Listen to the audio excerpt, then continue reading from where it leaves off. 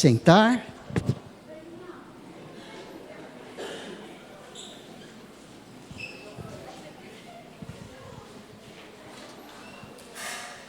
Amém, amém, graças a Deus. Eu não canso de agradecer a Deus pela oportunidade que temos de cultuar ao nosso Deus, abrindo a sua palavra e trazendo dela subsídios, não é? Recursos para a nossa vida cristã. Vida cristã que deve ser compatível com a cruz, a nossa vida cristã que deve ser compatível com o próprio Deus na forma humana, se aproximando para nos substituir ali. A nossa responsabilidade diante dele é dar essa compatibilidade para com o que foi feito, ou seja, o nosso padrão, o padrão que nós precisamos colocar como alvo a atingir, essa santidade do santo que se aproximou da cruz, sendo santo e não sendo pecador. E temos nesses domingos todos, já uns 2 meses, falando sobre a adoração que Deus exige de nós. Os irmãos se lembram do texto?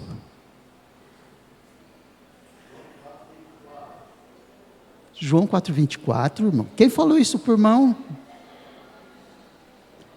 É isso mesmo, João 4,24.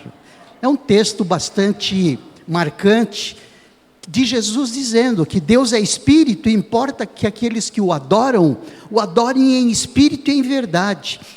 E é sempre um desafio nós respondermos à pergunta: o que significa adorar a Deus em Espírito e em verdade? Percebe como por trás desta pergunta existem muitas respostas e que temos procurado respondê-las no eixo do tempo. Eu quero concluir essa série dizendo e propondo aos irmãos que nós possamos relacionar essa verdadeira adoração que Deus exige de nós, porque Deus é Espírito e importa que os que o adoram, adorem em Espírito e em verdade, com vida cristã prática. Vida cristã prática. A expressão maior da verdadeira adoração está nisso. Vida cristã prática. E olha que viver a vida cristã é uma arte. Quem fala muito sobre isso de maneira muito prática é Tiago. Então nós vamos abrir lá em Tiago para ver 2 textos ali. Um no capítulo 2, versículo 14 até o versículo 26. E depois no capítulo 3, do versículo 13 ao versículo 18. O versículo 13 ao versículo 18 do capítulo 3 nos dá uma dica bem específica acerca de como viver a vida cristã. Para quê? Para que nós, verdadeiramente a vida cristã, tá bom? Para que nós possamos entender e saber o que significa adorar em espírito e em verdade.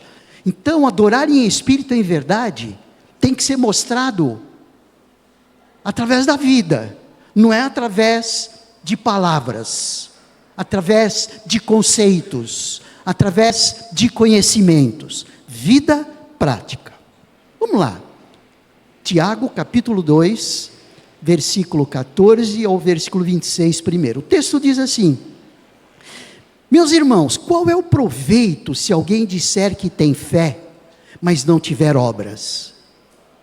Eu quero aqui fazer uma paráfrase, um paralelo com esse texto, dizendo assim: meus irmãos, qual é o proveito se alguém diz que adora a Deus,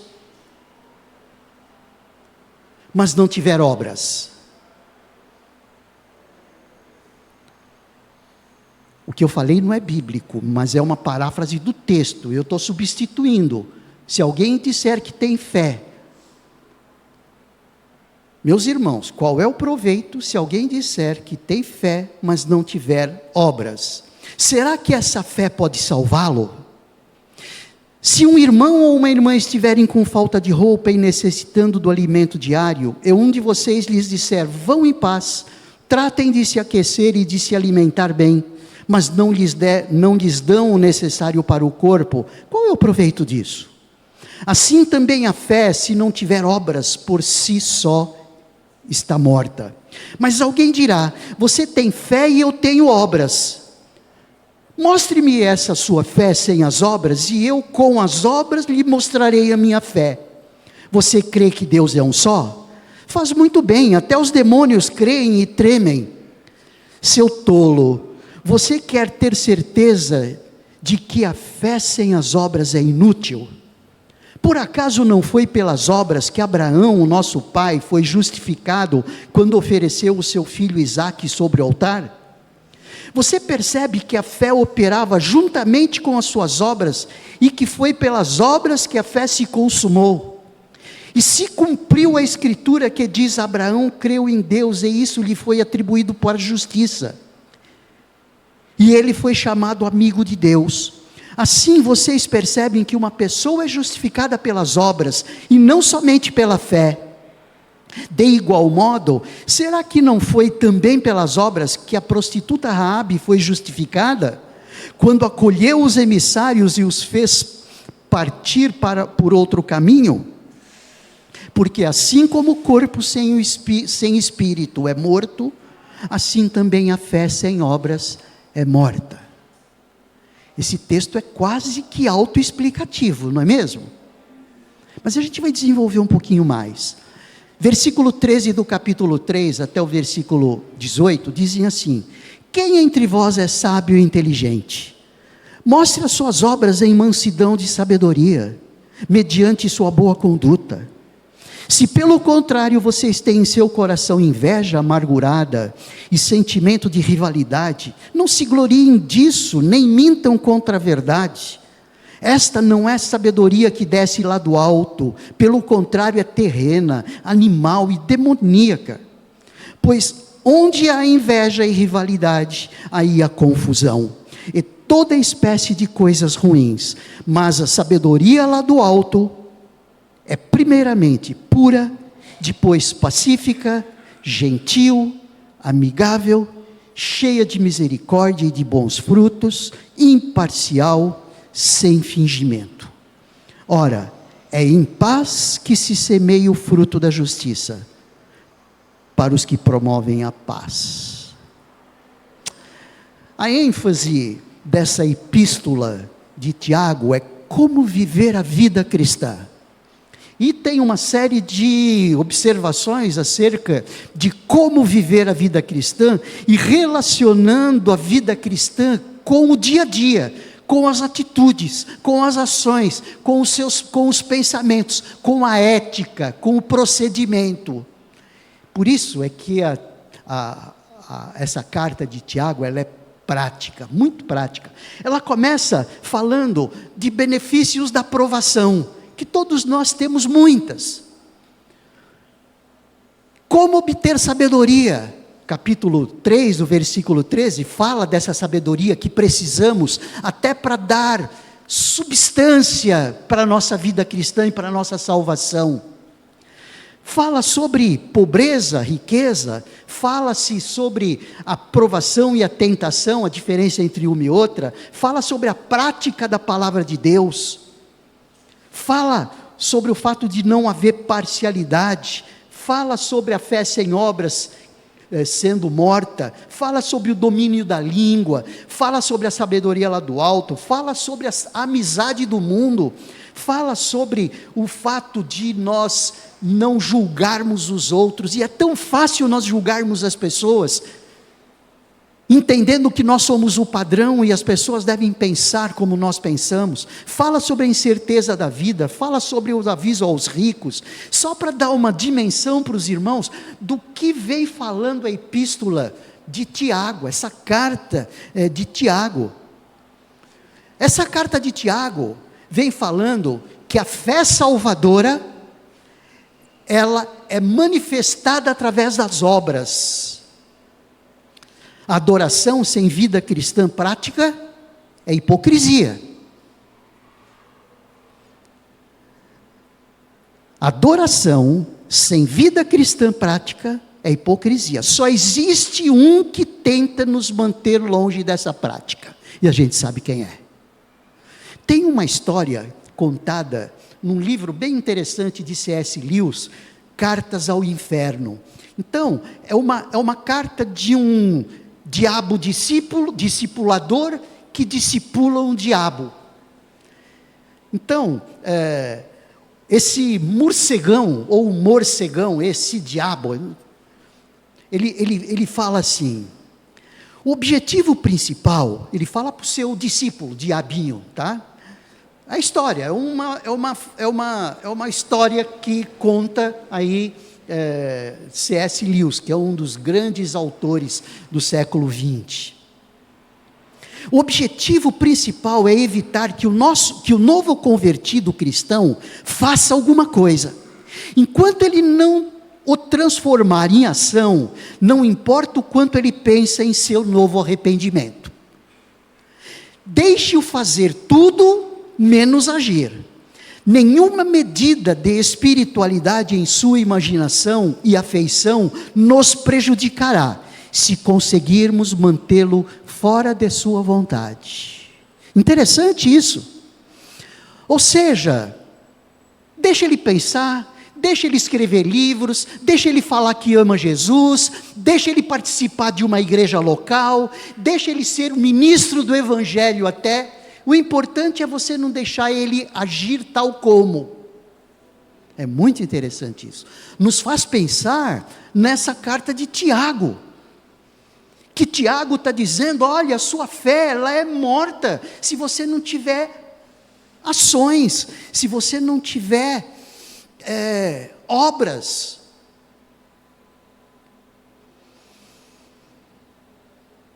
É interessante, porque existe aí um aparente conflito entre Paulo, é aparente, tá bom? Entre Paulo e Tiago. Tiago diz, no capítulo 2 aqui que nós lemos, versículo 24, ele diz, vedes então que um homem é justificado pelas obras, e não somente pela fé, dando a impressão que o mais importante para a garantia da salvação são as obras. Quando nós olhamos Tiago, ele falando isso, pode dar essa impressão. E quando nós lemos Paulo, por exemplo, no capítulo 3, do versículo 28, ali de Romanos, ele diz, concluímos, pois, que um homem é justificado pela fé, sem as obras da lei. Você percebe como existe uma aparente contradição aqui? Tiago dizendo que não existe fé sem obras, e Paulo dizendo que o importante é a fé e não são as obras que te justificam. Então, no outro texto de Paulo, ali no capítulo 4, versículo 1 a 3, ele diz, que diremos, pois, ter alcançado Abraão, nosso pai segundo a carne? Se de fato Abraão foi justificado pelas obras, tem que se gloriar, mas não diante de Deus. O que se diz a Escritura? Que Abraão creu em Deus, e isso lhe foi imputado para a justiça. Esse texto de Paulo pode dar a impressão que Paulo está dizendo que não importa o que se faça, o mais importante é a fé professada. Você percebe? Então, pode parecer para aquele mais interessado na leitura bíblica, aquele mais crítico da leitura bíblica, ele vai falar, cara, acho que está tendo uma confusão aí entre Tiago e entre Paulo. Mas Paulo estava combatendo um problema, e Tiago estava combatendo um outro problema. É isso que nós precisamos estar pensando aí, e trabalhando nessa questão dessa aparente contradição, esse aparente digladiar, um com uma espada de um lado e outro com uma outra espada do outro. Paulo estava combatendo os legalistas, que diziam que para ser salvo havia necessidade de cumprir rituais, havia necessidade de fazer obras, fazer por merecer. Sabe como isso é importante para nós? Porque muitas vezes a gente relaciona a nossa qualidade diante de Deus pelo que nós fazemos, tornando-nos legalistas aí. Ou seja, eu tenho que fazer por merecer, dando a intenção que a própria salvação, inclusive, é prerrogativa dele. Se eu não fizer se eu não fizer por merecer, eu não sou salvo. Então, o que Paulo está combatendo são esses legalistas. Por isso é que Paulo diz, por isso, ninguém será justificado diante dele pelas obras da lei. Ou seja, não é pelo que você pode fazer, não é por estar frequentando uma igreja, não é por estar frequentando o templo, não é por entregar os dízimos, não é por ser um bom ministro, seja ele de qualquer, de que área for. O que Tiago está combatendo aqui, no caso, ele está combatendo hipócritas espirituais, que se apegavam mais, ou se apegavam apenas ao sistema de crenças. Eu creio, sou salvo, o restante não importa, não importa o que eu faça. Você percebe como é o outro lado? Existe aquele legalista que diz que se não fizer, ele não é salvo, ele não merece estar diante de Deus. Agora, o outro diz, não importa, eu sou salvo mesmo, então não importa se eu estou fazendo com integridade ou não, não importa se eu estou pregando com integridade ou não, não importa se eu estou entregando os meus dízimos e as minhas ofertas com integridade ou não, não importa se eu estou entregando por interesse próprio. Percebe? Na realidade, o que Tiago faz aqui de maneira muito cuidadosa, é dizer que uma coisa sem a outra não faz sentido.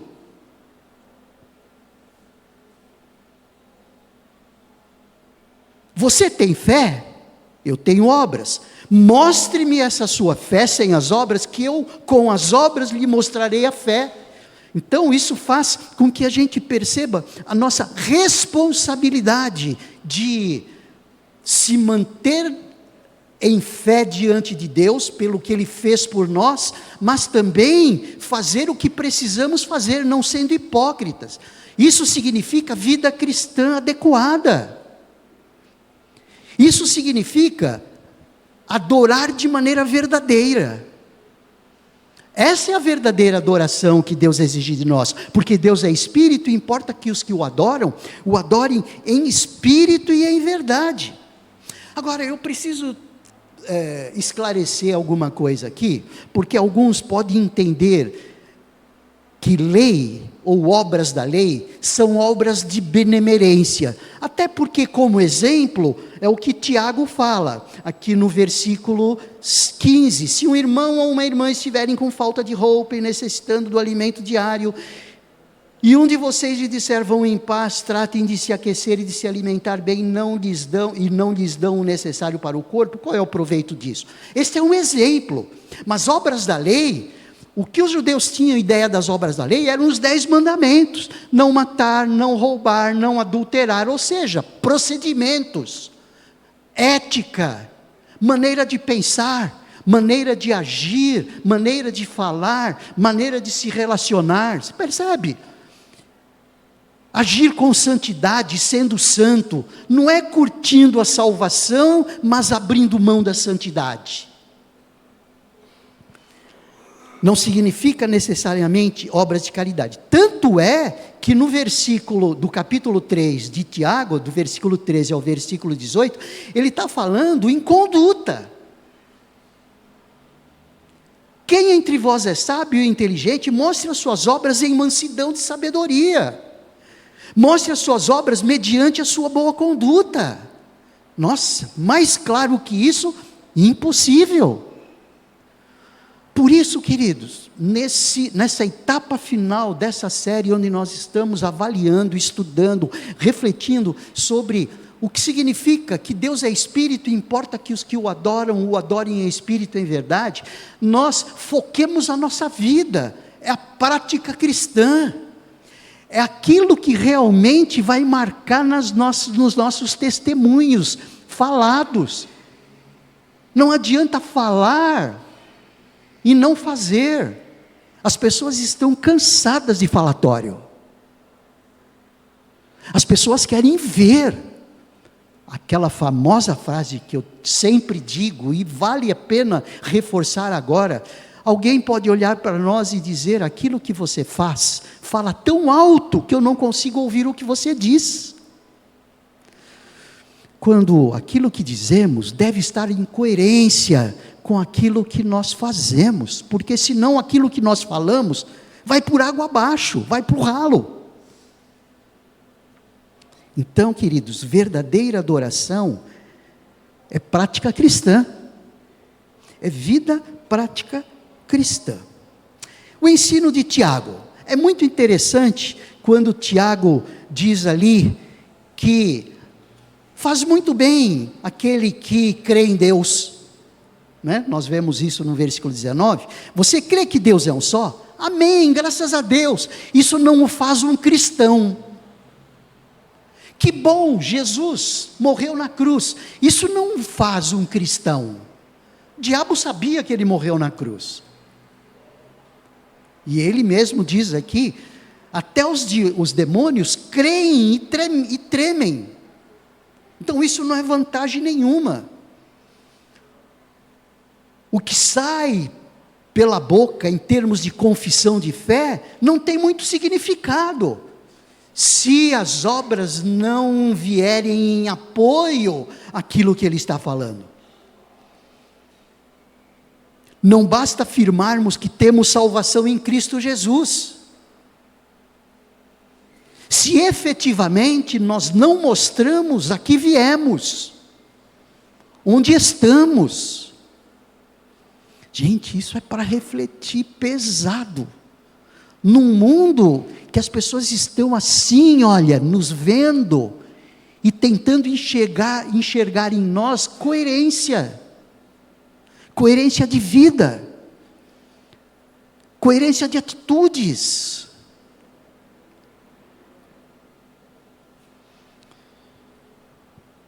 Tiago, ele não fala da salvação da alma, esse não é o foco de Tiago, mas da manifestação externa da salvação da alma. Isso Tiago fala. Tiago não admite alguém ser salvo e não mostrar frutos dela. Por isso Tiago é importante. Todo ele. O que adianta eu dizer que eu sou salvo, se eu não entender a provação nos seus benefícios? O que adianta nós falarmos para alguém: fica firme, Deus está com você, quando nós passamos por dificuldades, nós choramos e maldizemos as provações? Percebe como são dois? Um é o conceito quando você discipula, quando você orienta, mas não vive aquele conselho que você dá. Como dizer que você é salvo, se você, ou se nós, você, gente, toda vez que eu falo você, é nós, tá bom? Às vezes escapa, tá bom? É nós, é sempre nós, os irmãos já sabem disso. Se nós não mostramos a nossa salvação com mansidão de sabedoria, mediante boa conduta, se no nosso coração existe inveja amargurada, se existe sentimento de rivalidade, se existe mentira, se existe inveja, confusão, tudo isso não é sabedoria que desce do alto, e sim, é terrena, animal e demoníaca, como diz o versículo 15 do capítulo 3. Então o que Tiago está mostrando aqui, ele vem aqui mostrando outros exemplos, capítulo 4, por exemplo, quando ele vem falando da amizade com o mundo, quando ele fala no versículo 4 do capítulo 4, gente infiel, em outras versões ele diz adúlteros, ele é mais incisivo.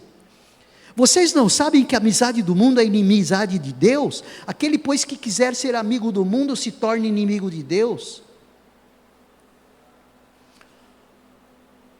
E aí eu estou dizendo que eu sou salvo, que eu adoro Jesus, que eu me alegro com a salvação, e tenho a maior amizade com os sistemas de mundo. Eu não estou falando com pessoas do mundo. Jesus não disse que os discípulos deveriam ter inimizade com as pessoas do mundo, mas com o sistema de governo do mundo, o sistema ético do mundo. A lei, essa lei mundana. Olha só, Tiago 4. Tiago 4 continua falando de julgar aos outros. Tiago fala sobre santidade de vida. Veja, a salvação, que bênção a salvação. Mas pensar na fé e não pensar nos reflexos dessa fé é hipocrisia. Isso significa, isso sim, ou seja, o inverso disso, não é? Ter uma vida de fé e uma postura compatível com a fé. Isso significa adorar em espírito e em verdade. Tiago está buscando aqui estimular uma fé indolente, uma fé preguiçosa, uma fé que não se compromete pela falta de manifestação prática. Então veja só, quando a fé é indolente, quando ela não é respaldada por uma vida prática. E Tiago busca aqui estimular essa fé indolente, levando a questão para uma vida prática, dizendo para nós assim: examine isso, veja se a sua prática está condizente com a sua fé. Veja se sua prática está condizente com a salvação que você professa em Cristo Jesus.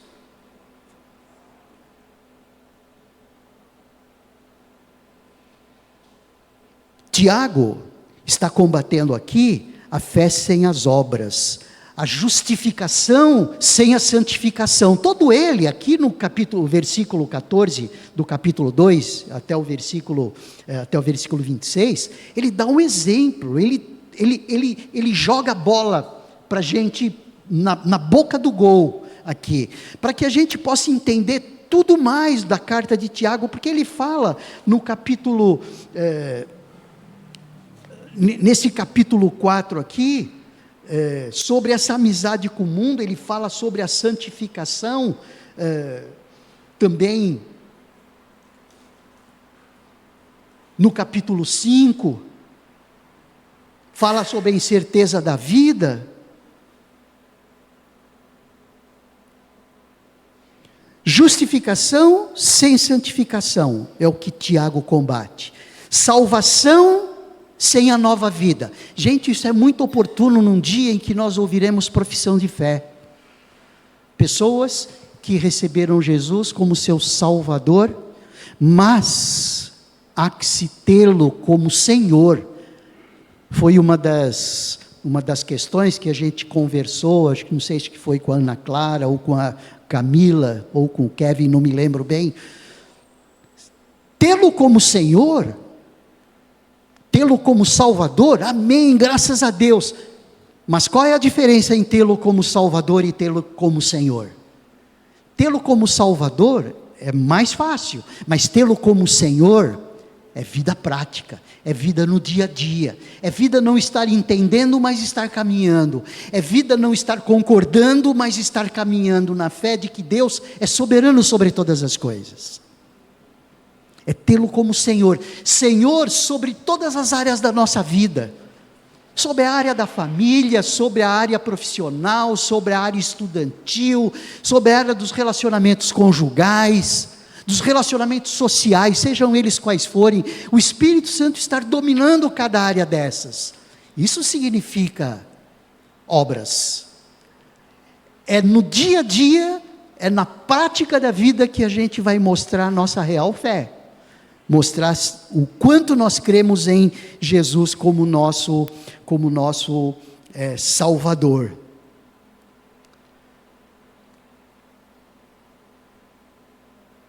Paulo diz ali no capítulo 6 de Romanos, o quanto nós devemos estar comprometidos com a santidade.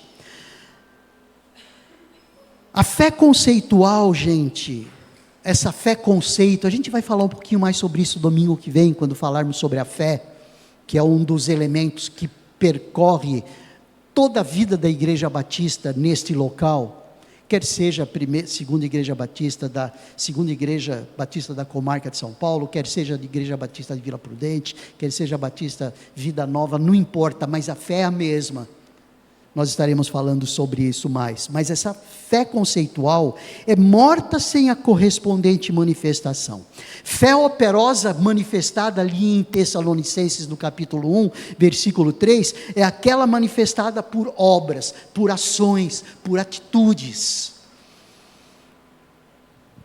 Amor integral, obediência total. Amor integral e obediência total. Amor a Deus, que muitas vezes nós falamos, mas pelas nossas atitudes nós não mostramos ou mostramos o contrário ao amor a Deus, quando buscamos outros recursos e não o único recurso capaz de salvar, livrar, restaurar. Às vezes preferimos pessoas, às vezes preferimos aquilo que nós vemos. Como Deus nós não vemos, fica um pouco mais difícil trabalhar no terreno da fé. Então a gente prefere coisas mais sensíveis. Eu vou confiar em uma pessoa porque eu estou vendo a pessoa, eu estou confiando, eu estou crendo na pessoa. E aí Deus olha assim e fala assim, e diz para nós, né, como Jeremias fala, maldito o homem que confia no homem, bendito o homem que confia no Senhor e faz dele o seu braço.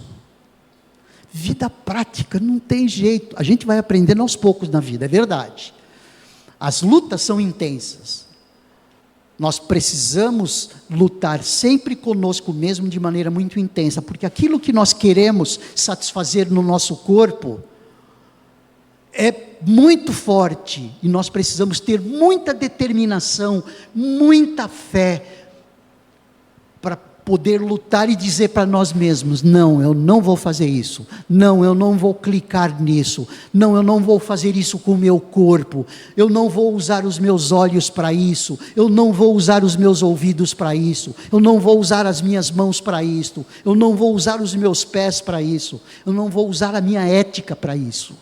Muito embora lá dentro diz, faz rapaz, vai ser legal, você vai se sentir bem. O que o diabo quer é que a gente dê um cunho prático para a nossa incredulidade. Lembra da historinha do morcegão?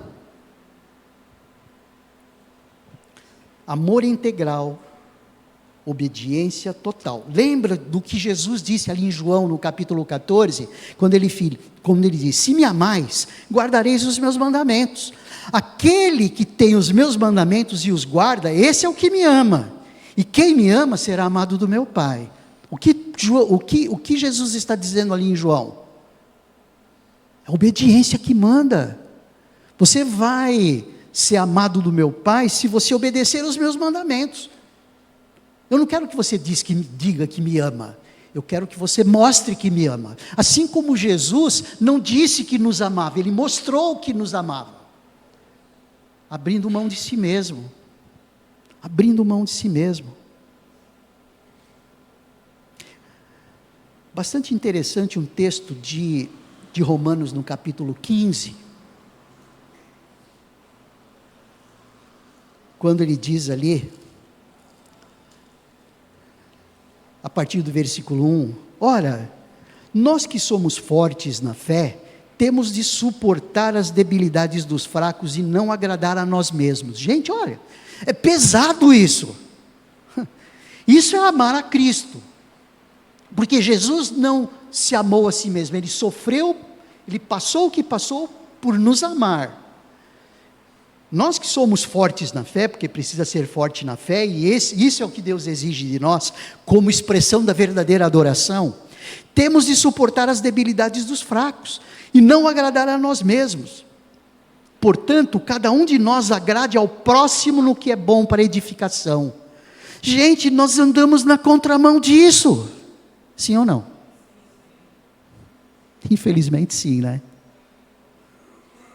Porque também Cristo não agradou a si mesmo. Pelo contrário, como está escrito, os insultos dos que te insultavam caíram sobre mim.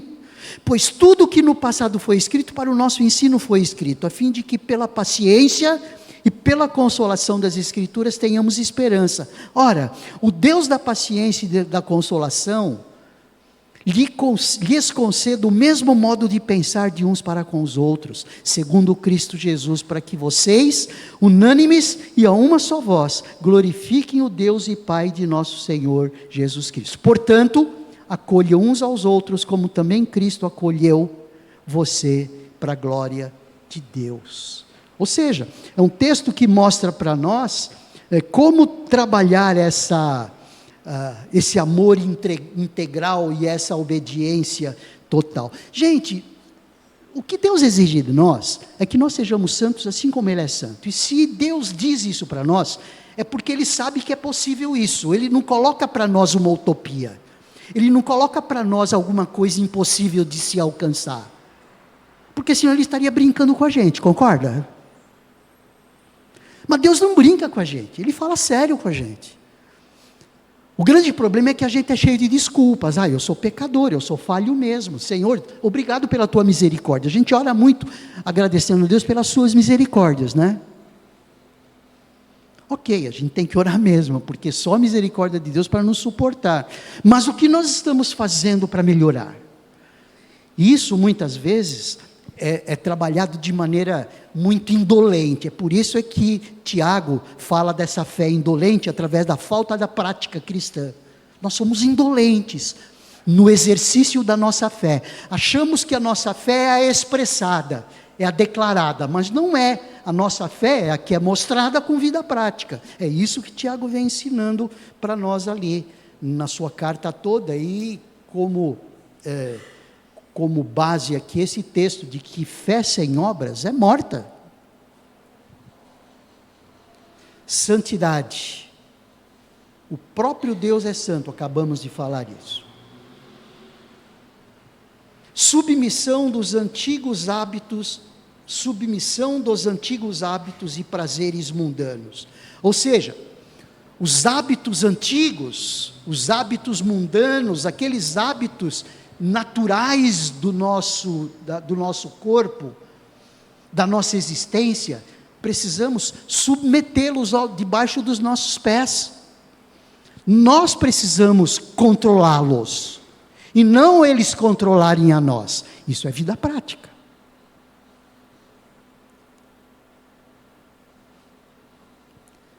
Queridos, está pesado para mim também, tá? Eu só estou dividindo um pouquinho com você o que está pesado para os meus ombros. E se for leve para os nossos ombros, a gente não entendeu nada, tá? Porque quem pode dizer que está leve diante de Deus? Eu acho que nenhum de nós.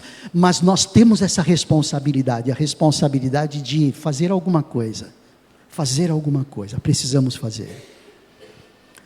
Eu quero concluir com alguns pontos aqui, só mencionando aquele autor da Idade Média, que tem um best-seller chamado Imitação de Cristo, Thomas A. Kempis. Ele diz: certamente, quando chegar o dia do juízo, não seremos perguntados sobre o que lemos, sobre o que fizemos, mas sobre o que fizemos. Nós não seremos perguntados sobre a nossa doutrina, se era uma doutrina batista, ou uma doutrina presbiteriana, ou uma doutrina da Assembleia de Deus, ou uma doutrina da Igreja Universal, ou da Igreja Mundial do Poder de Deus, ou de qualquer uma outra. Não é isso que ele vai nos perguntar. Ele vai nos perguntar sobre o que fizemos. Não qual bem falamos, mas com quanta devoção vivemos. A expressão completa. Certamente, quando chegar o dia do juízo, não seremos perguntados sobre o que lemos, mas o que fizemos. Não qual bem falamos, ou não quão bem falamos, mas com quanta devoção vivemos. 2, santos verdadeiros que adoram em espírito e em verdade, são pessoas cujo estilo de vida são diferentes, são distintos. Forte, hein? Santos verdadeiros que adoram em espírito e em verdade, são pessoas cujo estilo de vida são distintos, são diferentes. 3, pessoas que adoram em espírito e em verdade vivem a prática da vida cristã em 3 perspectivas. Mostram-se comprometidos com Cristo em todas as áreas da sua vida, farão do serviço de Deus sua prioridade número 1 e perseveram na prática cristã até o fim de suas vidas. Quando nós olhamos Mateus 7, versículo 24 e 26, que diz assim: todo aquele, pois, que ouve estas minhas palavras e as pratica, será comparado a um homem prudente, que construiu a sua casa sobre uma rocha. E todo aquele que ouve estas minhas palavras e não as pratica, será comparado a um homem insensato que construiu a sua casa sobre a areia. Portanto, não sejamos insensatos, mas prudentes, para adorarmos em espírito e em verdade. Porque Deus é espírito, importa que os que o adorem em espírito e em verdade. Que o Senhor nos ajude, que o Senhor nos ajude, a partir de um sentimento de tristeza, que toma conta do meu coração e deve tomar do nosso coração, no sentido de nos ver de maneira tão hipócrita muitas vezes, e desagradando tanto a Deus pelo tanto quanto Ele fez por nós ali na cruz. Feche os seus olhos, vamos orar. Pai, nós te louvamos e te agradecemos porque podemos refletir na tua palavra. Obrigado por ela, obrigado por Tiago, que nos ensina tanto sobre essa questão de mostrar com vida prática, com prática de vida, a fé que professamos. Ajuda-nos, ó Deus, a viver de maneira mais crítica, olhando para nós mesmos, e não olhando para outros, olhando para nós e não ao nosso redor, olhando para o que nós precisamos fazer e não para o que os outros precisam fazer, olhando para o cisco do nosso olho, não tendo uma trave nele. Ajuda-nos nisso, Senhor.